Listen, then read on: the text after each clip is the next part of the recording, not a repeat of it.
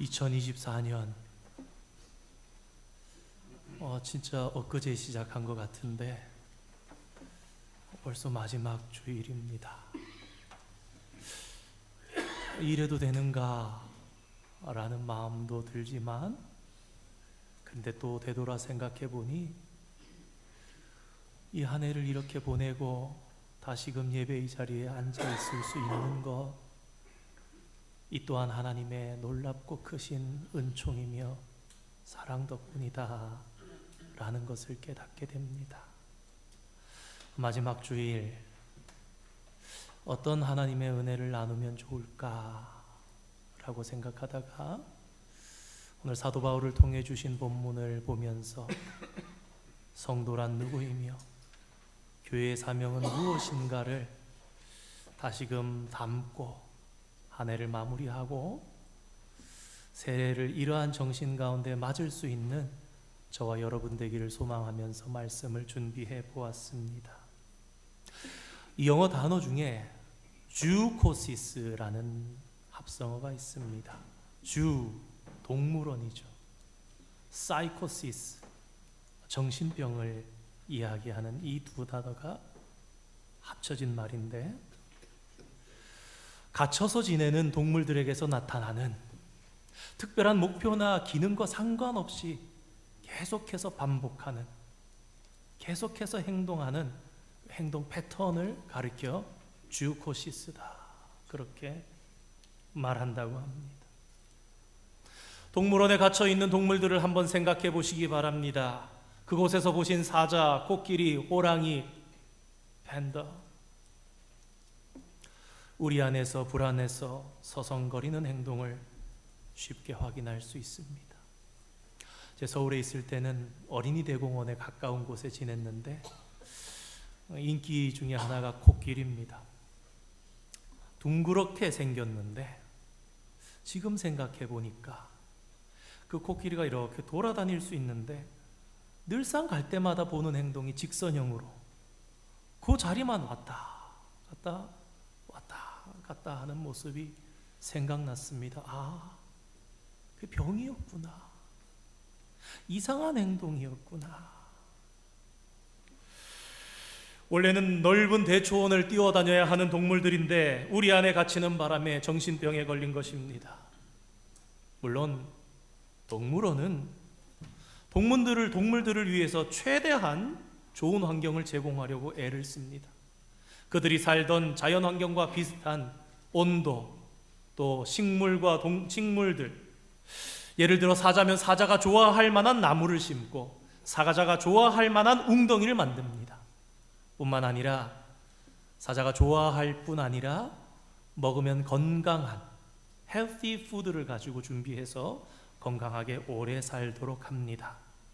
그러나 아무리 그렇게 꾸며도, 아무리 좋은 음식을 줘도 동물원은 동물원입니다.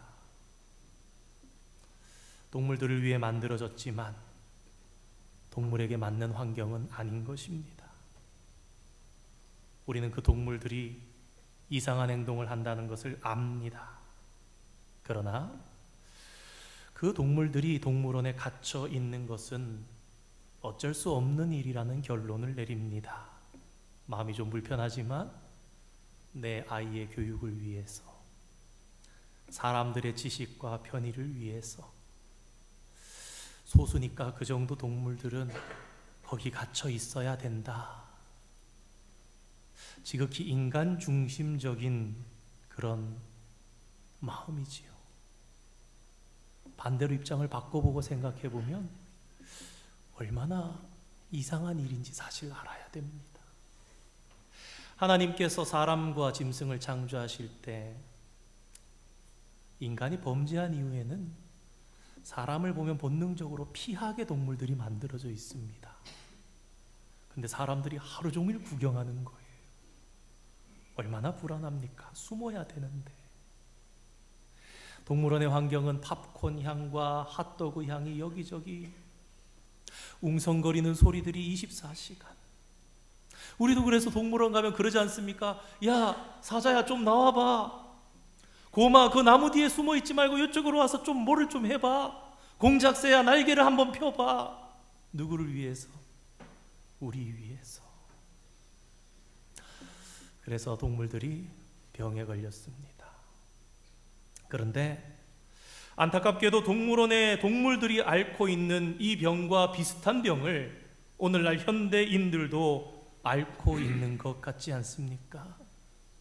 왜 그렇습니까? 인간에게 어색한 환경을 조성해서 스스로를 그 안에 가두었기 때문입니다. 사람을 위해서 문명이 발달하고 편의를 위해서라 하지만 언제부턴가 인간은, 언제부턴가 우리 인간 사회는 어색합니다. 스스로를 가둡니다. 그리고 그 속에서 헉헉대면서 살아갑니다. 가끔 살다가 하늘을 바라보면 그런 생각이 듭니다. 이렇게 사는 게 아닌 것 같은데, 사람이 이렇게 살라고 만들어진 게 아닌 것 같은데, 그러면서도 어쩔 수 있어?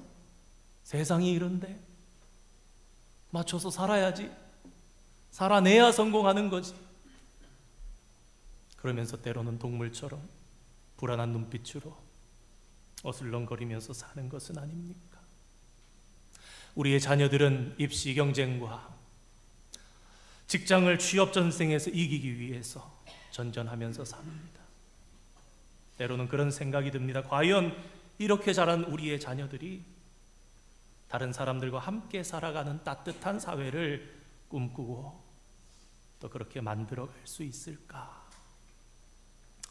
쉽지 않겠구나라는 생각이 듭니다. 분명 뭔가 잘못된 것 같지만 어쩔 수 없다고 말할 때가 많은 것 같습니다. 속도와 편리와 성장을 추구하다가 인간이 본래 살아가야 할 환경을 잃어버리고 스스로 보이지 않는 쇠창살 속에 나를 가두고 살아가는 것은 아닐까요? 여러분, 이러한 환경 속에 분명히 악한 영들이 있다는 것을 알아야 합니다. 정신없이 그렇게 살다 보면 하나님 믿고 사람이 사는 모습이 아니게 살게 하는 그 병에 걸린 거죠. 영적인 병입니다. 가끔 목회 데이터 연구소에서 보내주는 다양한 통계들을 볼 때가 있습니다. 참 고마울 때가 많아요. 설문조사하듯이 쫙 리서치를 해서 저도 재작년부터 가입해서 자료들을 보내기도 하고 피드백을 받기도 하는데, 한 번은 한국인의 무속신앙에 대한 자료를 흥미있게 본 적이 있었습니다. 타이틀은 이랬습니다. 최근 5년간 점을 본 적이 있는가? 교인들만이 아니고 전체 표본을 해서 몇천 명, 만 명 이렇게 응답을 물었더니 응답자 중에 41%가 점을 본 적이 5년 안에 있다라는 대답을 했다라는 것입니다. 종교별로 살펴봤더니 불교가 62%, 천주교가 39%, 무종교가 42%, 기독교가 23%였다고 합니다. 그리고 이어서 그 점의 결과를, 당신이 점을 봤는데 그 점 봤으면 그 점의 결과를 얼마나 신뢰합니까? 라고 물었더니 그 신뢰도에 대한 대답은 21%에 불과했다고 합니다. 나는 믿는다. 신뢰하지 않는다 66%, 잘 모르겠다 13%. 그러니까 5명 중에 1명은 좀 맞는 것 같다 그러고 나머지 4명은 잘 모르거나 그럼 믿지 못할 거다. 다시 말해서 점은 보지만 크게 신뢰하지는 않는다. 이 정도로 결론을 내려도 될 것 같습니다. 그런데 이 속에서 기독교인의 경우를 생각하지 않을 수 없습니다.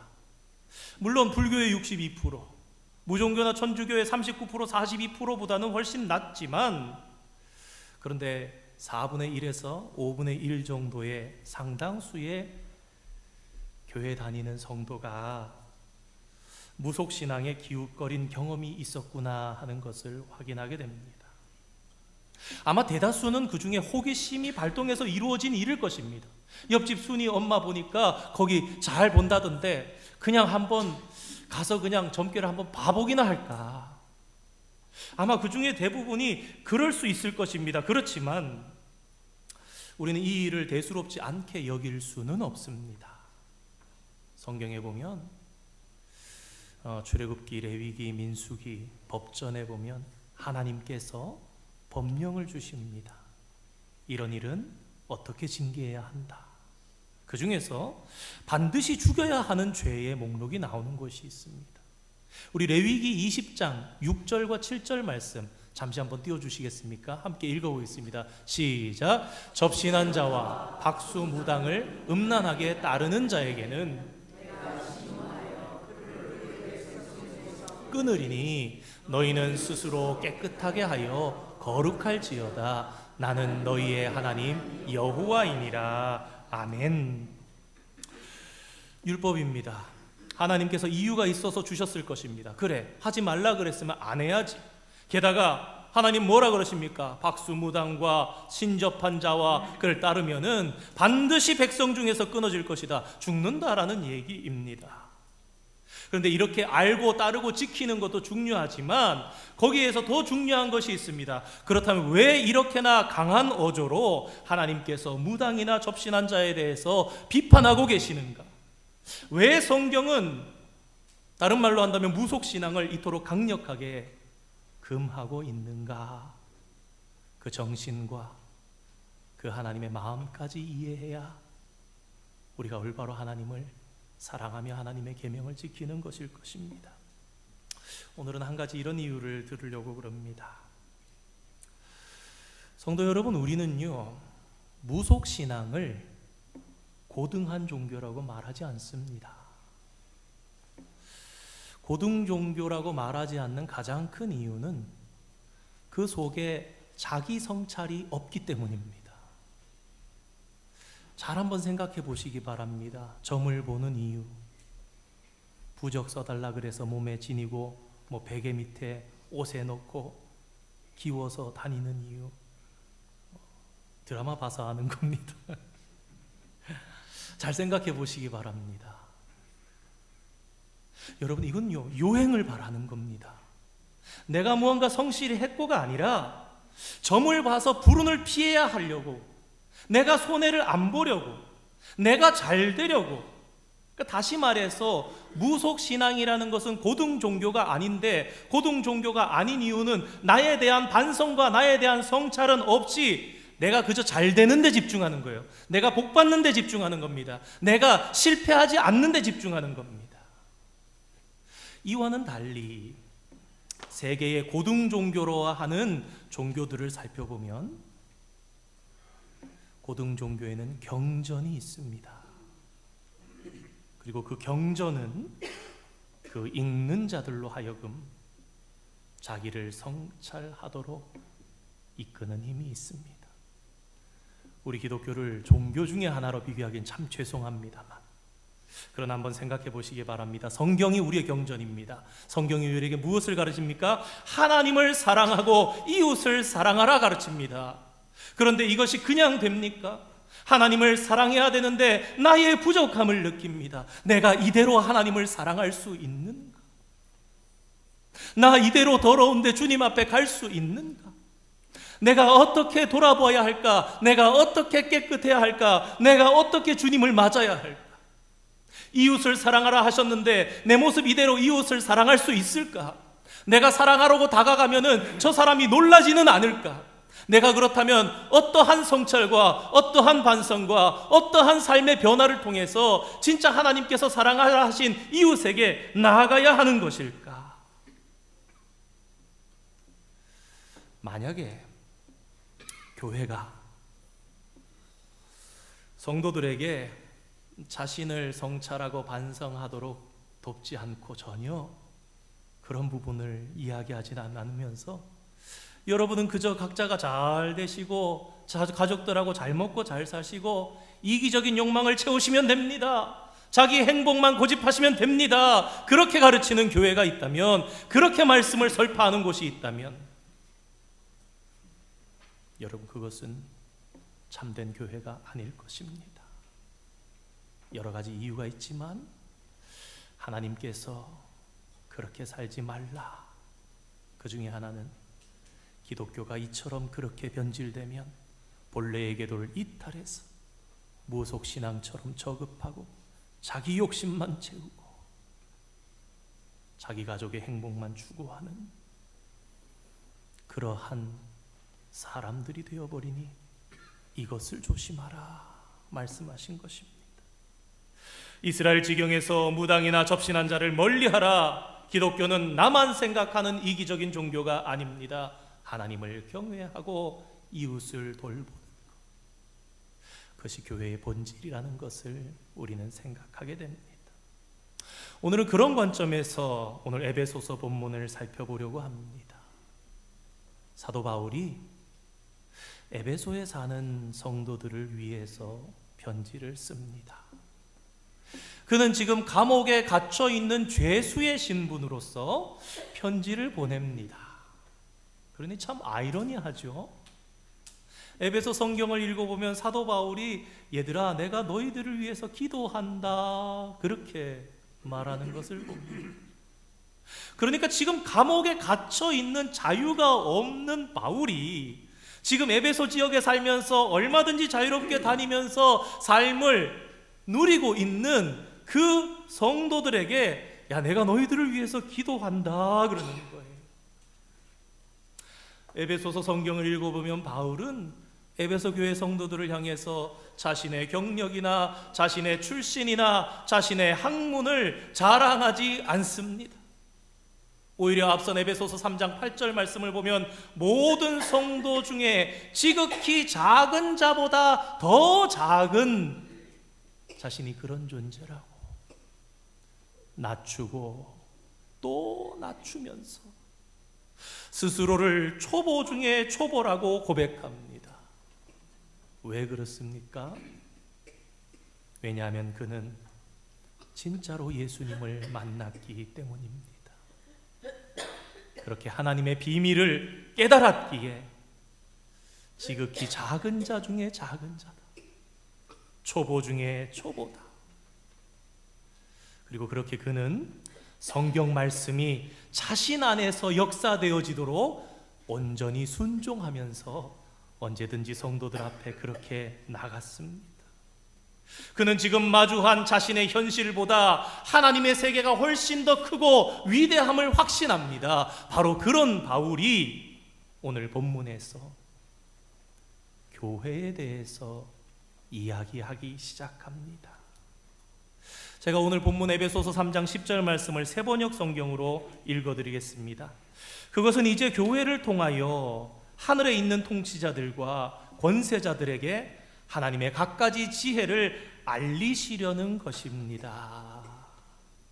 이 구절을 우리는 유심히 생각해 보아야 합니다. 왜냐하면 교회가 무엇인지 그리고 그 교회에 주신 사명이 무엇인지에 대해서 사도 바울이 말하고 있기 때문입니다. 여러분, 교회가 무엇입니까?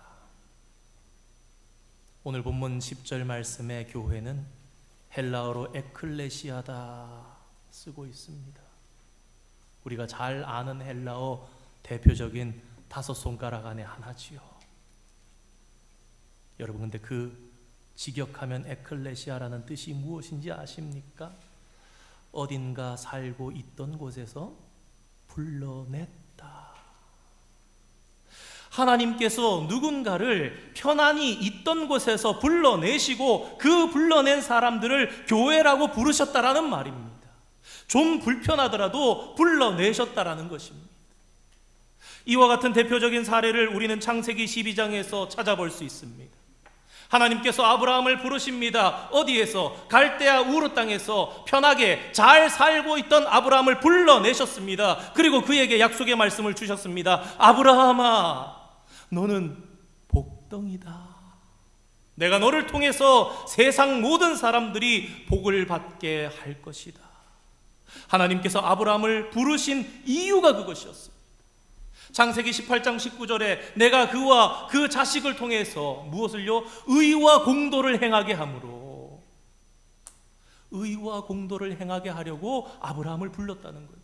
이는 나 여호와가 아브라함을 통해서 세상 가운데 사람들이 아브라함과 아브라함의 자손을 보면서 그들이 행하는 의로움과 그들의 공도를 보면서 하나님이 계시는구나, 하나님을 깨닫고 나도 아브라함처럼 살아야지, 그래서 복을 누리게 하려고. 여러분, 교회도 마찬가지입니다. 교회는 하나님의 부름을 받고 모인 사람들의 공동체입니다. 어떻게 생각하면 세상에서 별 문제 없이 잘 살고 있었던 것 같은데 그런 우리를 왜 부르셨습니까? 똑같습니다. 아브라함처럼 복덩이 되라고.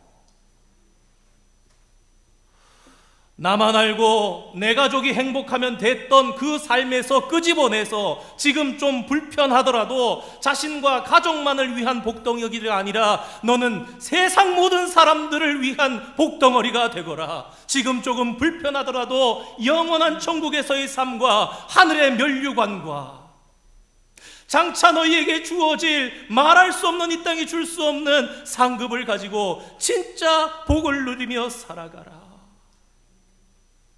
여러분, 예수님께서 이 땅에 오셔서 마태복음의 산산수훈에서 말씀하셨습니다. 너희는 세상의 소금이라. 너희는 세상의 빛이라. 무엇입니까? 우리의 정체성이 소금과 빛이라는 것입니다. 무엇입니까? 나 자신을 위해서만 살아가는 것이 아니라 소금 되고 빛이 되어서 영향력을 미치고 살아가라. 다시 말해서 교회는 자기 자신의 행복을 위해서 사는 것이 아니라 잠시 불편하더라도 세상을 행복하게 하기 위해서, 세상을 복으로 이끌기 위해서 존재하는 것이다. 방금 읽은 에베소서 3장 10절 말씀, 교회를 통하여 하나님의 갖가지 지혜를 주시려고. 다시 말해서 교회는 하나님의 선물이야 라는, 하나님의 비밀을, 하나님의 지혜를, 하나님의 선물을 세상 가운데 전하기 위해서 택해서 불러내셨다라는 거예요. 그러려고 내가 불렀어. 그렇다면 우리는 이런 질문을 가질 수 있습니다. 왜 교회가 세상을 위한 하나님의 선물인가? 방금 읽은 말씀에서처럼 교회를 통해서 갖가지 지혜를 알리는 것입니다. 그러면 누구에게 전하는 것인가? 10절 말씀에 그 대상이 하늘에 있는 통치자들과 권세자들이다. 우리 오늘 시편 2편 교동문했죠. 세상이, 열방이 대적하며 하나님을 적대하는 힘입니다. 앞서 에베소서 2장 2절에서는 우리가 잘 아는 공중권세 잡은 자들이라고 표현합니다. 이들이 무엇을 하는 자들인가? 간략하게 설명하면 이렇습니다. 이들은 인간과 인간이 싸우고 갈등하게 만드는 악의 세력입니다. 자신들이 사탄의 수하가 됐는지 아닌지 혹은 알기도 하고 혹은 모르면서, 좀 더 구체적으로 말한다면 무한 경쟁하게 만들고, 사람과 사람이 상생하는 것이 아니라 밟고 올라서야 사는 것처럼 만들고, 인종을 차별하고 빈부의 격차를 확대시키고 뒤틀린 정치와 법의 구조를 가지고 사람들을 통치하려 하고, 그 속에서 죄와 사망의 권세 가운데 그냥 그렇게 살아가면 되는, 마치 동물원에 갇힌 동물처럼 눈동자가 희미하고 불안한 가운데 그저 이렇게 살 수밖에 없지 않나 착각하며 살게 하는 그러한 자들이라는 것입니다. 그렇다면 도대체 교회가 어떻게 이러한 강력한 세력들에 대해서 교회를 통하여 하나님의 지혜를, 예수 그리스도를, 교회 하나님의 비밀을 전할 수 있느냐? 갖가지 지혜들을. 턱 막힙니다. 아니, 어떻게 합니까? 교회가 기득권이 되어야 합니까? 교회가 그래도 전 세계를 모으면 수억 명은 되니까 군사들처럼 군집해가지고 세계를 좀 몰아넣어야 됩니까? 너희들 똑바로 안 살면은, 이렇게 안 살면 벌 받는다 그래야 합니까? 윽박을 질러야 하겠습니까? 군사를 그 중에서 수천만 명을 길러서 우린 여호와의 군사다 그러면서 십자군을 새롭게 부활시켜야 되겠습니까? 여러분, 어떻게 생각하십니까? 우리는 이 하나님의 명령을 어떻게 수행할 수 있을까요? 그런데 의외로 이 해결책은 매우 간단합니다. 우리가 어떻게 공중 권세 잡은 자들에게, 우리가 어떻게 하늘의 통치자와 권세자들에게 하나님의 각종 지혜를 알게 하는가? 그 비밀은 성경이 이렇게 얘기합니다. 너희들이 하나 되면 이긴다. 너희들이 하나 되는 모습을 보일 때 하나님의 지혜가 그들에게 전파된다. 그래서 여러분, 놀랍게도요, 세상은, 악한 영은요, 제일 싫어하는 것이 무엇이냐? 교회가 하나 되는 거, 교회가 사랑하는 거. 여러분, 유대인과 이방인들이 갈라져서 싸웠습니다. 초대교회에도 헬라파와 히브리파가 갈라져 싸웁니다. 그러나 예수 그리스도의 육체로 중간에 막힌 담을 허물고 하나가 된 것을 보고 그들이 사랑하고 온전히 유무상통할 때에 예루살렘 전체가 굴복하는 거예요. 우리가 군사를 일으키고 우리가 기득권을 가지고 우리가 시장을 선출하고 우리가 영향력 있는 사람들을 세워서 세상을 굴복시키고 하나님의 지혜와 비밀을 보이는 것이 아니라 교회의 방법은, 하나님의 방법은, 복음의 방법은 다른 거예요. 쟤네 이상하게 사네. 저렇게 살면 안 될 것 같은데, 저렇게 살아서 행복할까? 저렇게 살아서 밥은 먹고 살까? 저렇게 살아서 가족들 괜찮을까? 그런데 보니까 놀라워요. 행복해 보입니다. 이상하다. 저기 뭔가 있다. 도대체 이게 무엇일까? 오히려 교회의 하나됨의 모습을 볼 때에 하나님의 대적들은 두려워 떨게 됩니다.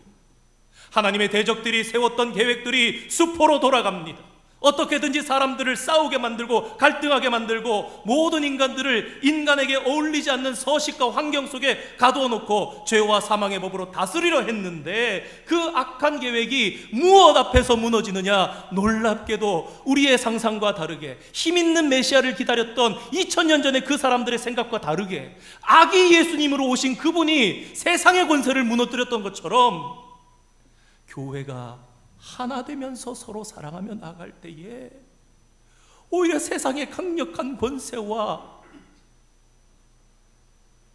능력들이 무너져 내리는 것을, 그런 의미에서 교회는 세상을 위한 하나님의 선물입니다. 병든 사람들을 고칠 수 있는, 다시 정상으로 하나님의 형상으로 회복할 수 있는, 자기도 알지 못하는 사이에 스스로 지옥을 만들고 있는 이 세상을 구원할 수 있는 유일한 길은 오직 교회밖에 없다라는 사실을 저와 여러분이 믿어야 합니다. 주님께서 이 땅에 오셔서 피 흘리셨어요. 그러시고 뭘 이루셨습니까? 딱 하나 무엇 세우셨지요? 교회 세우셨어요. 제자들이 교회였잖아요. 제자들을 통해 교회가 세워졌잖아요. 만세 반석 되신 예수 그리스도 위에, 그 피 뿌리심으로 그 피 위에 사람을 세우셨는데 그 사람들이 불러내서 세워진 거예요. 뭐예요? 에클레시아, 교회. 그러므로 교회는 세상에 예수 그리스도, 다시 말해 오늘 본문 3장 10절에 하나님의 지혜를 증언해야 하는 것입니다. 어떻게 하는가? 으쌰으쌰 해야 되는가?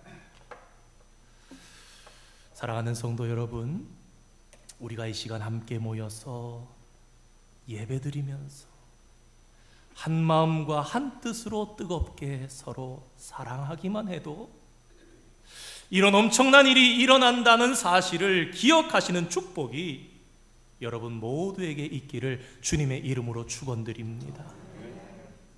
우리가 주의 사랑으로 도전받고 세상과 똑같지 않은 것이 아니라, 그래 우리는 안 된다, 주님 방법밖에 없다, 사랑하자, 덮어주자, 하나 되자, 애써가자. 성도가 하나 되면 공중의 권세들이 싫어합니다. 성도가 하나가 되면 악한 사탄의 세력은 실패하게 되기 때문에 싫어하는 것입니다. 사도 바울은 11절 말씀에서 이것이 하나님께서 우리 주 예수 그리스도 안에서 예정하신 뜻대로 행하는 것이다. 교회가 행해야 할 일이다. 성도는 마땅히 그렇게 살아야 되는 것이다 라고 합니다. 그러니 저와 여러분이 어떻게 해야 하겠습니까? 오늘 본문의 제목이죠. 우리 12절 말씀 한번 함께 읽어보겠습니다. 시작. 우리가 그 안에서 그를 믿음으로 말미암아 담대함과 확신을 가지고 하나님께 나아감을 얻느니라. 아멘. 그렇습니다. 성도의 마땅한 모습은, 교회의 마땅한 모습은 그를 믿음으로, 예수 그리스도를 믿음으로 말미암아 우리가 담대함과 확신을 가지고 하나님 앞으로 나아가면 된다라는 것입니다. 이전에는 불가능했던, 이전에는 막혔던 길이 이제는 활짝 열렸습니다. 예수님께서 십자가 위에서 막혔던 지성소의 그 천을 헐어버리시고 하나님과 우리 사이에 막힌 것을 완전히 트시고, 그리고 새로운 길을 여시면서 새 세상이 되었다 선포하셨습니다. 그러니 이제 우리는 사도 바울이 가르쳐주는 것처럼 믿음 안에서 담대함과 확신을 가지고 중간에 막힌 담이 뚫린 것을 기뻐하면서 하나가 되면 된다, 그러면 된다, 그러면 세상을 이길 수 있다, 그렇게 말씀하시는 것입니다. 그러므로 우리는 담대함과 확신을 가지고 세상 가운데 당당하게 이렇게 선포하면서 나가면 되는 것입니다. 너희의 계획은 실패했다. 이제는 예수 그리스도의 새로운 세상이 열렸다. 우리가 그 증인이다. 죄와 사망의 세력들은 우리 앞에서 떠나가라. 그렇게 선포하는 게, 이렇게 선포하는 게 아니고 뭐라고요? 서로 하나 되고 서로 사랑하고 뜨겁게 예배하고 은혜를 사모하며 서로를 존중하고 나 자신을 지극히 작은 자보다 더 작은 자라고 낮출 때에 그것이 우리가 원수를 이길 수 있는 가장 최고의 방법이고 교회가 교회되게 하는 진짜 길이라는 것입니다. 잘 하지도 못하면서 목사님 무슨 그런 말씀을 하십니까? 그럴 수도 있겠지만 오늘 말씀 앞에 잘하든 못하든 저와 여러분 모두가 도전받고 이 일을 행해 나가야 합니다. 아주 실제적인 예를 하나 들려드리면, 아 진짜 그렇구나, 진짜 그럴 수 있겠구나, 좀 감동이 되었으면 좋겠습니다. 한 가지 예화 드리면서 말씀 맺으려 합니다. 로드니 스타크라는 사회학자가 쓴 기독교의 발흥이라는 책이 있습니다. 그는 그 책 속에서 어떻게 기독교가 세계적인 종교가 될 수 있었는지를 추적해 갑니다. 예수님 이후에 제자들과 초대교회들이 어떤 일이 있었기에 지금의 이런 기독교가 말도 안 되게 숨어서 문을 닫고 있었던 제자들을 통해서 그 교회가 이렇게 됐는가, 그러면서 그 책 중에 아주 흥미롭게 다루고 있는 부분이 바로 초대교회 때 있었던 전염병에 대한 대처입니다. 기독교 초기 속사도 시대에 해당하는 AD 165년경 아우렐리우스 황제 때부터 AD 260년경 디오니시우스 황제가 통치할 때까지 세계 로마 제국 전체에 역병이 창궐했습니다. 오늘날 분석하기는 아마도 천연두로 추정되는 대규모의 역병이 아니었나. 여러분 3분의 1이 죽었습니다. 우리 코로나를 지나서 이게 얼마나 무서운지 정말 우리 세대 가운데 겪어보지 못한 일이라서 압니다. 죄송합니다. 아픔이 있은 분도 계실 거예요. 지난주에 보니까 우리 110명이 나왔더라고요. 그러면 한 40명은 없는 겁니다. 100명이 예배하던 교회가 66명 되는 겁니다. 이 병 때문에 인구가 3분의 1이 죽는 거예요. 그때 당시의 상황에 대해서 그 책 속에 이렇게 기록합니다. 사람들은 두려움 때문에 아픈 자들을 동네에서 쫓아냈다. 의사들을 포함해서 모두가 도망치기 바빴다. 병에 걸린 사람이 죽기도 전에 거리에다가 내다 버려졌다. 매장도 제대로 하지 않았다. 결국 충분히 살 수 있는 사람들조차 돌봄을 제대로 받지 못해서 죽는 경우가 수도 없이 많았다. 그래서 유럽의 인구가 3분의 1이 죽었다. 그런데 여러분이 똑같은 전염병, 연병에 대해서 교회는 그 대처법이 완전히 달랐다고 그 안에 역사의 기록을 통해서 이렇게 우리에게 전합니다. 교회의 질병에 대한 대처는 완전히 달랐다.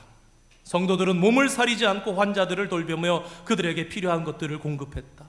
장로와 집사와 평신도들이 앞장서서 교회 안과 밖을 가리지 않고 성도와 성도가 아닌 자를 가리지 않고 환자들을 치유하고 돕다가 순교했다. 덕분에 전염병이 지나간 후에 교회를 중심으로 했던 지역들은 다른 종교가를 가진 지역들보다 훨씬 더 생존율이 높았고, 다른 데는 40% 50%가 죽었다면 교회가 있던 지역은 불과 5% 10%밖에 죽지 않고 살아남았다라는 것입니다. 그래서 어떤 일이 일어났는가? 전염병이 지난 후에 교회의 헌신적인 섬김을 경험했던 사람들이 대거 교회 안으로 들어오면서 기독교가 자연히 부흥하게 되었다. AD 3세기에. 그리고 얼마 안 가서 로마가 국교를 기독교로 바꾸게 됐지요. 성도는 목숨이 두 개입니까? 성도는 똑똑하지 못해서, 교회는 똑똑하지 못해서, 지식이 없어서 치사율이나 죽을 수 있다는 것을 모릅니까? 그러나 성도들이 그때에 취했던 성도는 어떤 자들인가? 교회의 사명은 무엇인가? 이럴 때일수록 또 하나가 돼야지. 이럴 때 하나님을 경외하고 이웃을 사랑해야지. 사랑하는 성도 여러분, 바로 이러한 모습, 이러한 사랑, 이러한 하나됨이 하늘에 있는 악한 세력들을 향해 하나님의 지혜를 증언하는 방법입니다. 악한 영의 지배를 받는 사람들은 자기 목숨 중요하고 자기 가족이 중요해서 다투고 싸우며 질병 앞에 도망가고 자기만 생각했지만, 교회는 정말 다르다라는 것을 보여줬던 것입니다. 성도 여러분, 교회가 어떻게 이럴 수 있었을까요? 그것은 교회는 하나님의 비밀을 알았고 하나님의 지혜를 알았기 때문입니다. 예수 그리스도를 교회가 알았기 때문에. 그래서 그들은 하나님을 사랑할 수 있었고 이웃을 사랑할 수 있었고, 그렇게 공중권세 잡은 자들을, 악한 영들을 향해서 담대함과 확신을 가지고 삶으로 직접 증언할 수 있었던 것입니다. 2024년 마지막 주일입니다. 여러분, 우리는 누구입니까? 교회의 사명은 무엇입니까? 이 귀중한 사실을 다시금 가슴에 담고 그를 믿음으로 담대함과 확신을 가지고 지혜를 가지고 전하는 자로, 새해를 주 안에서 맞이하는, 또 예수님과 함께 영원히 승리하는 그런 성도들이 다 되시기를 주님의 이름으로 축원드립니다. 기도하겠습니다. 거룩하신 하나님, 오늘도 우리를 불러주시고 말씀 속에서 새 사명을 발견하게 하시니